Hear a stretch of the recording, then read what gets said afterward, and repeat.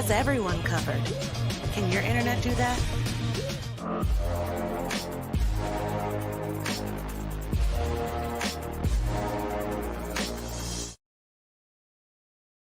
Gameday Live, Inquirer live at Gameday Central, presented by Xfinity.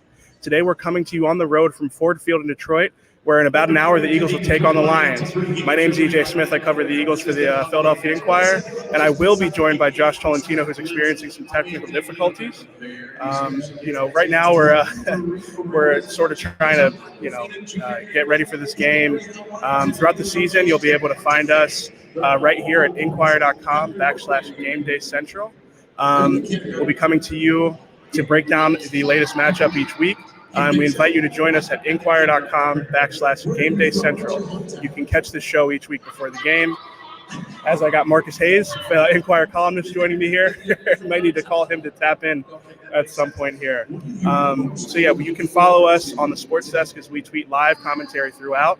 You'll also be able to find the latest news on the Eagles from the Inquirer's reporters, columnists, all in one place at Gameday Central, presented by Xfinity. So I'm just going to kind of go through some Eagles news while we wait for Josh to get back here. The latest so far, so last Monday, the Eagles traded Joe Flacco, their backup quarterback. They promoted Gardner Minshew from number 3 to the number 2 quarterback. And they sent Joe Flacco to the Jets in exchange for a 6th-round pick. And a corresponding move, they added Reed Sinnett to the practice squad, like a 3rd-string quarterback. I think the trade made sense for the Eagles' perspective. They had 2 guys that they probably thought would be quality backup quarterbacks, Joe Flacco and Gardner Minshew. Joe Flacco goes back to the Jets, where he can sort of serve as like a bridge to whenever Zach Wilson gets back. And in the meantime, the Eagles will have Gardner Minshew as the number 2 quarterback, number 2 option. Somebody who I think they have a lot of faith in. They wouldn't have traded for him back at the end of training camp if they didn't have faith in him.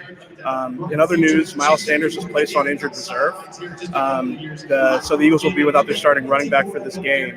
You know what? Actually, I think we have Josh coming in now. Welcome, Josh. I tried to buy you some time here. We're here week 8, obviously at Ford Field in Detroit. We got Marcus Hayes with us, man. We're at Ford Field. A lot of interesting things already happening. Some connection issues here up in the press box, but several hundred feet below us are these Philadelphia Eagles. They're sitting here at 2-5, ready to take on a winless Lions team, man. EJ, what is happening tonight? I mean, you're looking at this Eagles team. Both teams are desperate for a win. We're in Detroit. What do you see playing? What's the latest with this Eagles team? Yeah, I think that people would it would be unwise to underestimate this Lions team. I mean, this is a group that they may be winless, but I think they're better than their record suggests. So I think that I think what you might think, 2-5 Eagles desperate for a win might be. Sorry, we're having some technical difficulties here. This team is you might think the Eagles desperate for a win might have an easier slate here, even on the road. But this Detroit team, they try a lot of different things. They're competitive each week. I think that, this game is more of a toss-up than people may realize. The Detroit Lions, they run the ball a lot. The Eagles have struggled against the run. Jared Goff may not be a great quarterback, but he's happy to take checkdowns, which is what the Eagles defense offers to a lot of opposing quarterbacks, underneath stuff. Jared Goff will take that if he can. So I think that this matchup is going to be a tougher one for the Eagles. Obviously, they might have a talent advantage at certain spots, but I do think that in the grand scheme of things, this could be a tougher game than people realize. EJ, as we audible here, we're talking about, what happened since the last time this Eagles team lost in Vegas, obviously here again in Detroit, up in the press box. They made a trade, EJ. The quarterback room got shaken up this week. Obviously, Jalen Hurts is still the starter, but can you wrap up real quick on what happened? Obviously, the team trading Joe Flacco to the Jets, and they got a freaking pick for him. I still think that was a steal. Howie Roseman, he's had a lot of blunders, but for him to get a pick for Flacco, I think that was a great move. in regards to draft capital. But what I think more so, EJ, it's about the guy who steps into the number 2 spot, who we haven't really talked much about this season. What is up with Gardner Minshew? Yeah, I mean, he steps into the number 2 spot. I think that when the Eagles made the trade for him at the end of training camp, it was only a matter of time before he became the backup quarterback. And I think the Eagles did do well to capitalize on a desperate team in the Jets that were willing to give something up for Joe Flacco. I think in hindsight, the Joe Flacco signing didn't really work out. I mean, they take on a dead cap hit. Most of his salary, by the way, it's still on the Eagles. I mean, exactly, and that's kind of the downside to the move in general is if you knew I guess you don't know if you can get a guy like Gardner Minshew, but I think the Eagles they are always opportunistic in these types of things. They got Gardner Minshew for a low price because the Jaguars are trying to give him away, basically, and they got rid of Joe Flacco for a conditional pick. They basically recouped the pick that they sent for Gardner Minshew because, again, the Jets were a little desperate. So I don't think we'll see much of Gardner Minshew unless Jalen Hurts sustains an injury.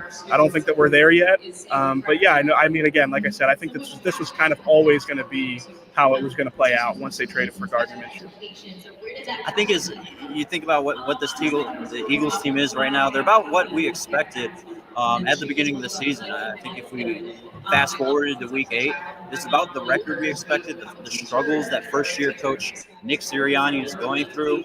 And not just that, everyone notices he's the first-year coach. He's also the play caller. He's calling these offensive plays. He's still figuring things out with Jalen Hurts, who's starting at a full-time capacity for the first time in his career. It's almost like an experiment, like our fellow columnist David Murphy wrote in the Inquirer earlier this week.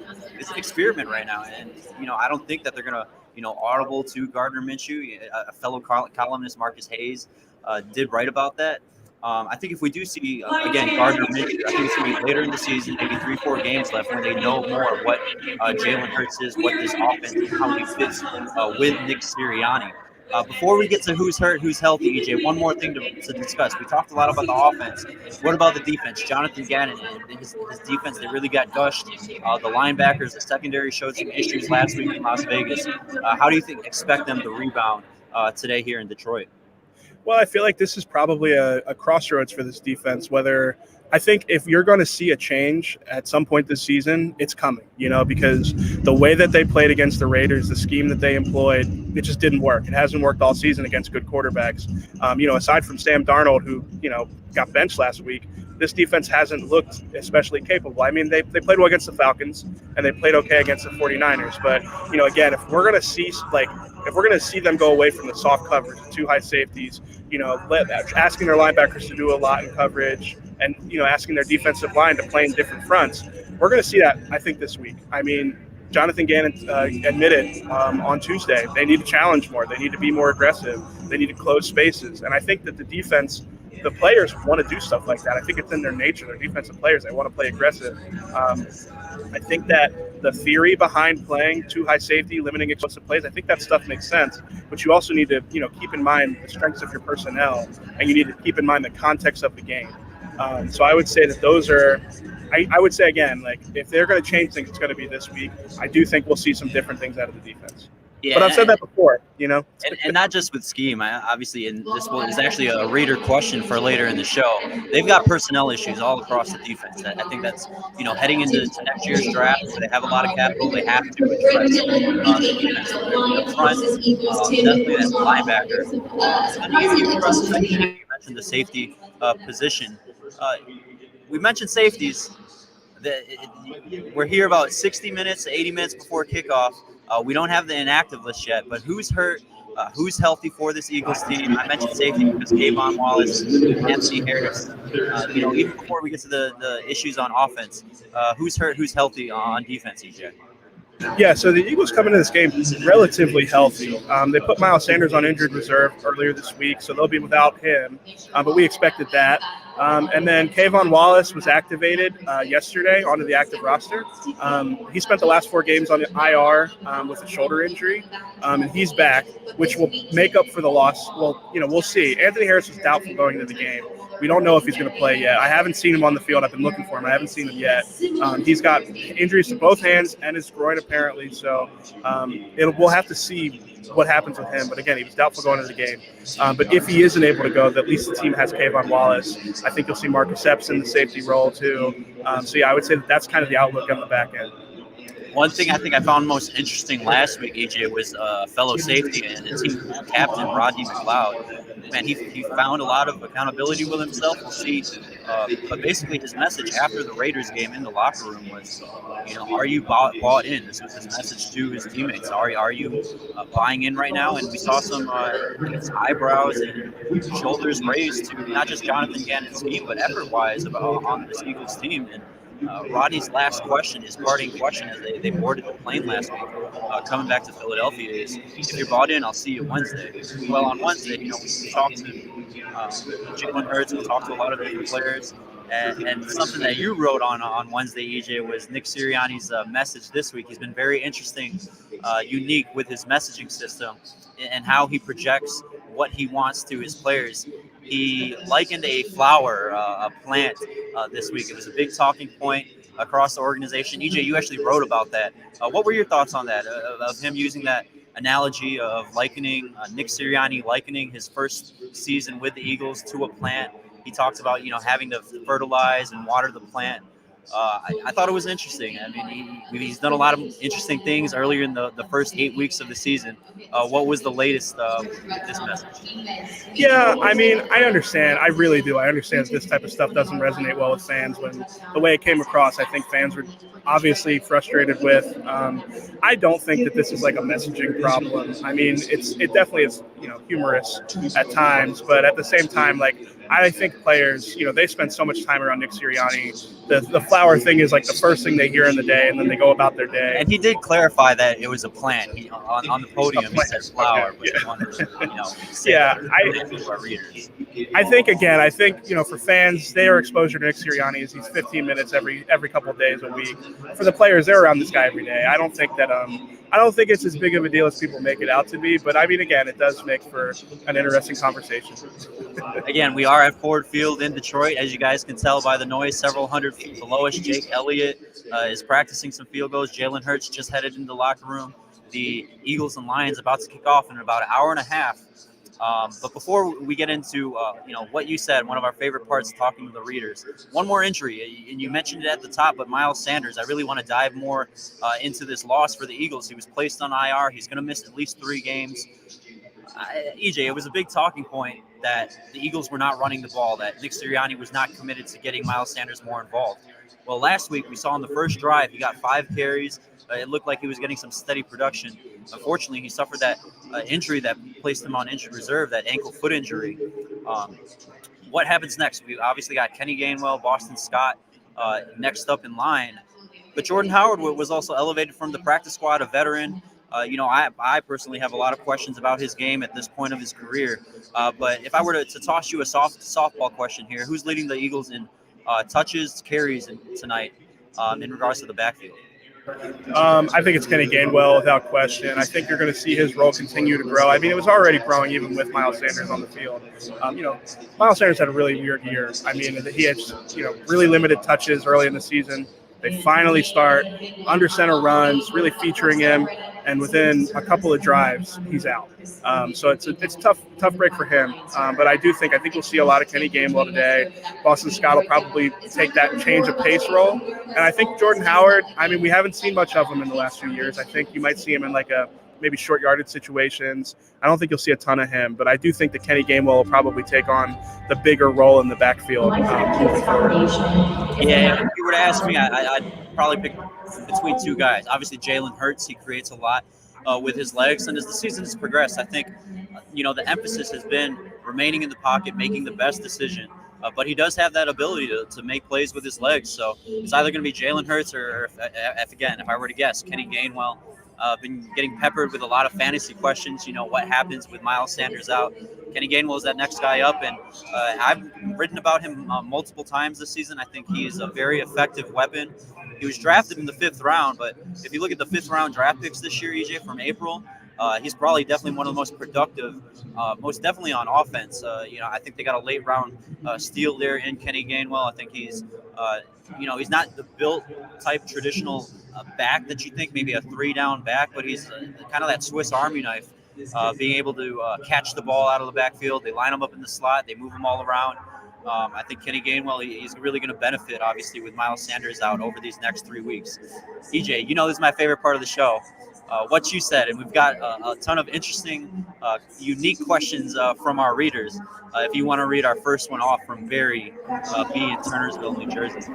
Yep. Yeah. So it was more of a statement than a question, but I think it's still good. It's a good conversation point. So he says the current sorry state of affairs rests with Howie Roseman. The player choices, in the coaching choices, and the management, upward and downward, all lie on him. So it's been a tough week for Howie. He's been getting a lot of criticism. I think a lot of it is a very fair and well-placed criticism for the state of the roster. I think sometimes, as much scrutiny as the coaches have gotten, I think that you can sort of lose sight of the fact that they're only working with the talents that they're given, the personnel that they're given. If you want to complain about the way that Jonathan Gannon has deployed the players, you can also point to the fact that there's not as much talent on this defense as some have thought. Some guys aren't playing as well as you maybe would expect them to. And offensively, I think the way that this offense has worked, they just are devoid of some important pieces. I don't think it's a coincidence that, you see Zach Ertz playing with the Cardinals and all of a sudden there's space everywhere. And I don't think that that's all schematic. I think that that's talent. I think that's Zach Ertz went from being somebody that other teams accounted for to somebody that other teams, maybe when you have to game plan for Kyler Murray and DeAndre Hopkins and Larry Fitzgerald and, Rondale Moore, it's like, okay, all of a sudden it's like we can't focus as much time on Zach Ertz. So I think that the lack of talent is something that we should continue to keep an eye on and keep in mind when we talk about this team. Yeah, I think that's certainly a loaded question, and obviously a lot of the blame, deservingly so, falls on General Manager Howie Roseman. And I think one area that I'll focus on is, we talk about the personnel, we talked about his past drafts over the past several seasons. I really want to focus in on this upcoming draft. They're loaded with picks. I think they've got about 12 or 13 picks in the 2022 NFL draft upcoming. Is it a loaded class at quarterback? No, it's not, but they definitely have the capital to make a move here if they're not satisfied with what they're seeing from Nick Sirianni, from Jalen Hurts. Maybe we see Gardner Minshew later in the year, but they've got 3 picks right now projected to be in the top 10. So, again, discussing next year's draft, there's just going to be so much to talk about as we lead up to that later in the season. EJ, next question from Chuck S. in Westchester, which actually, by the way, to our readers and subscribers, EJ's a fellow Westchester native living out there west of Philly. Chuck's got another loaded question. Why doesn't management hire Seth Joyner as either consultant or defensive coach? You and I see Seth, making his criticisms on TV all the time. It's good banter. I really do enjoy some of his takes, and they're pretty loud takes, but some of them at times are accurate. Should we see Seth on the sidelines, I guess, next year? Chuck is asking. Yeah, first off, shout out to Chuck from Westchester. Love Westchester. I might be seeing him maybe on Westchester's campus or getting some good food or going to the beautiful parks out there. So shout out to my it's not my hometown, but my current town. But yeah, I think you got to be careful whenever you start to conflate the on-air personalities like ourselves with the coaches. These guys spend so much time breaking down film and, to get where they are. So I do think, again, it's kind of fun banter. I get what he's saying. I think Seth Joyner was the first one to say that Nick Sirianni was running a high school offense, which has become a popular criticism recently. So he definitely makes some good points, but I don't know. I wouldn't trust someone, who has spent the last few decades of their lives, developing a scheme and breaking down film more than, somebody on camera. And again, I say that as someone currently on camera. So, when we're playing games there, the Eagles are playing games back at home at Lincoln Financial Field. There's about 70,000 fans who wish they were coaching on the sideline. Some of it is common sense. They want the team to run the ball more. They want them to blitz more. But ultimately, that responsibility, it falls on the personnel. It falls on Jonathan Gannon. It falls on Nick Sirianni, Shane Steichen, the offensive coordinator. Like what you mentioned, but simple concepts and ideas like that, running the ball more, applying more pressure. Jonathan Gannon loves to just send his 3-4 fronts to the quarterback. Obviously, that hasn't worked. They're playing those 2 deep safeties. It hasn't worked. They're allowing too many passes, maybe not as many big gains, but not enough pressure on the quarterback. They've got to really create that here tonight in Detroit with Jared Goff. But moving on to our next question from Larry D. and Langhorne. What is the number one thing, and this kind of goes back to an earlier question about, we talked about Howie Roseman, but what's the number one thing, EJ, that you think the Eagles organization needs to do to get this thing turned around? Remember, a reminder, they were in the Super Bowl just a few years ago. I mean, I think it's obvious. You mentioned like all the fans in the stadium can determine like, okay, they need to run the ball more, and some of this stuff isn't as complicated as it might seem.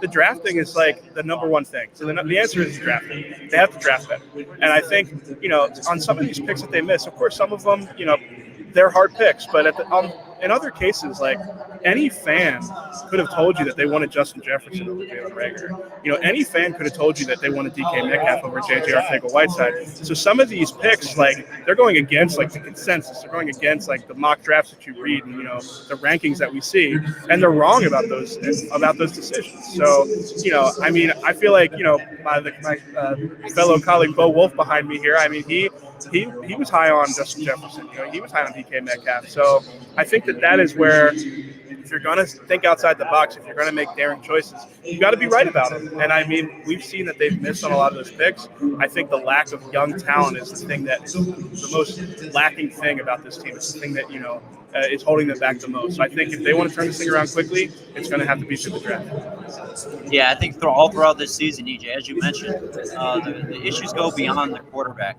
There's going to be a lot of attention on the quarterback, on his miscues, on his successes. And, Jalen Hurts has had more of a down season than his ups. He's definitely had those down moments. It's not just Jalen there. There's a lot of issues defensively, as we talked about. If I have to pick one area, I'm going with the linebackers. They definitely have to address that personnel. It seems almost Alex Singleton, as great of a guy he is, in dealing with us, definitely one of the better talkers in that locker room. I mean, it seems like almost at this point, teams are picking on him.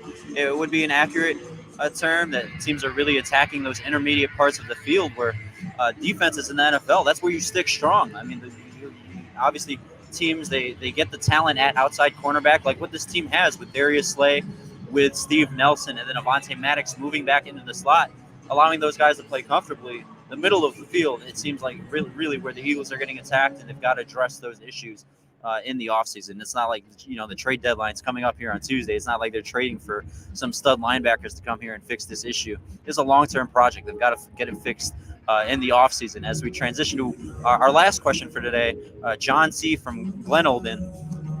This one made me laugh a little bit. We talked about the quarterbacks earlier, EJ. With Joe Flacco gone, is there any front office talk about Mr. Super Bowl MVP Nick Foles coming back? Nick Foles obviously with the Bears right now. I love Eagles fans. I mean, this is just like quintessential Eagles fans. Like when you are in the grocery store and somebody finds out what you do, it's like, are they going to bring back Nick Foles? I don't think so. I think that they're actually pretty well set at quarterback with Gardner Minshew as the backup. I think that Minshew is like going to be for the rest of his career like one of the better backup quarterbacks in the league. So I think they're well established. I know Nick Foles is like a hero here. I mean, I watch all those games.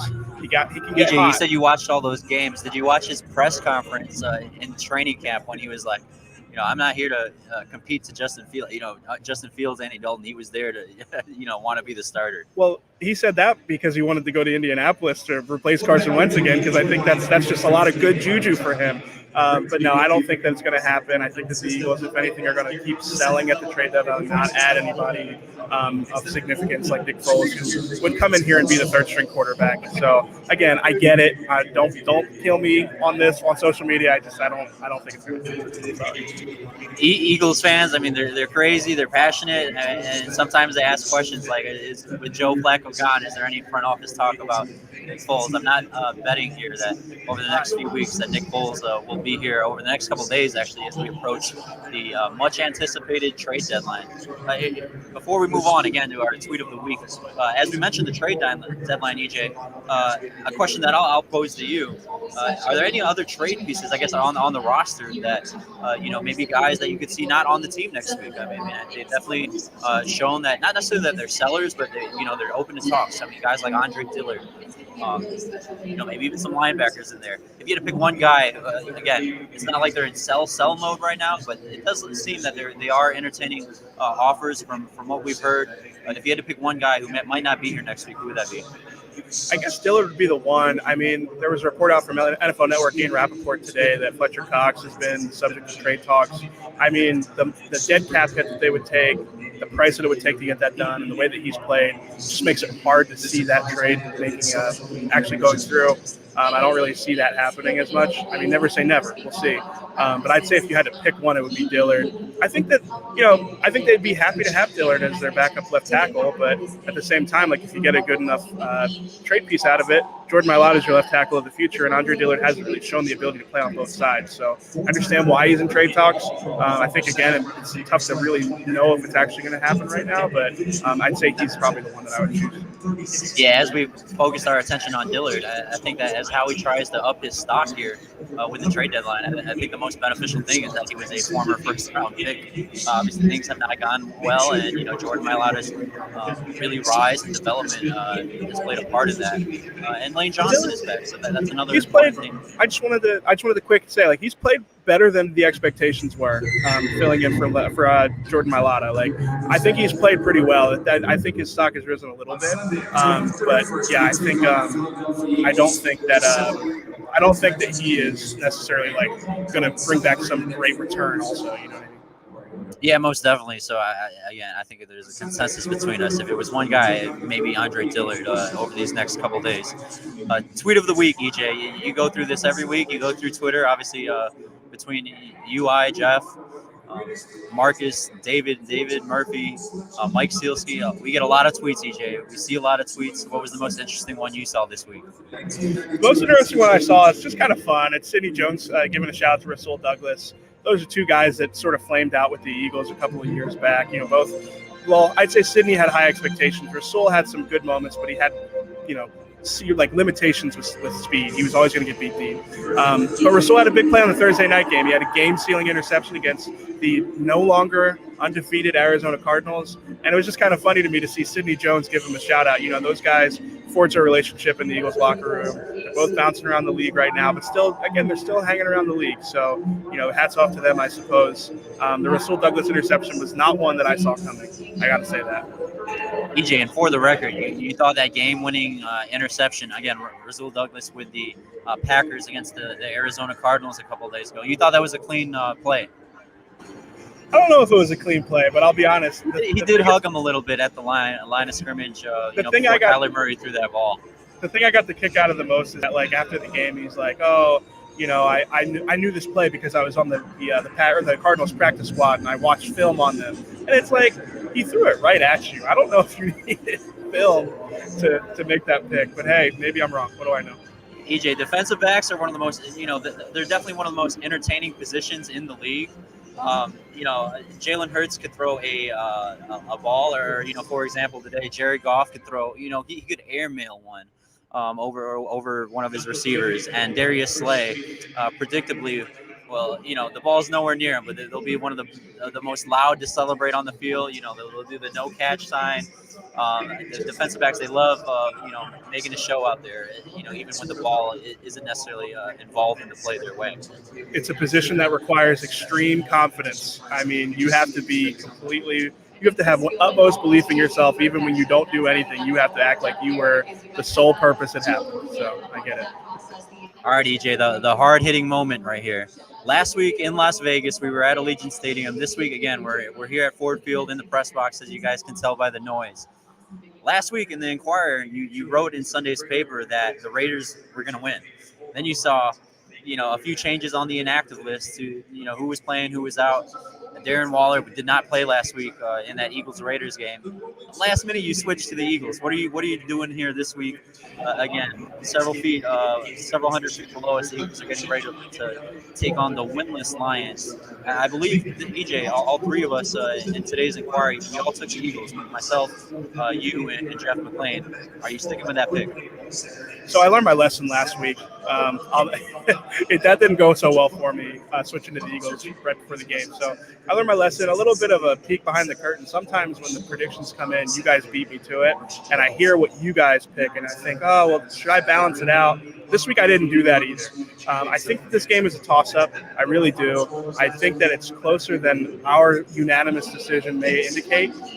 But I'm not going to be the one to stick my neck out. I actually do think the Eagles will win.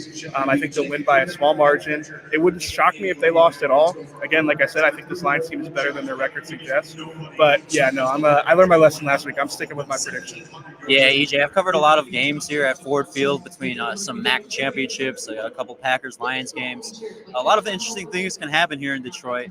Obviously, the Eagles are sitting here at 2-5, and they've got a winless Lions team. Both teams are really desperate for a win. I mean, this is the Eagles team that has lost 5 of 6. You know, they played one of the worst teams in the NFL in Week 1. They came out with a victory. Heads were going high into Week 2, and since then, it's been really a reality check.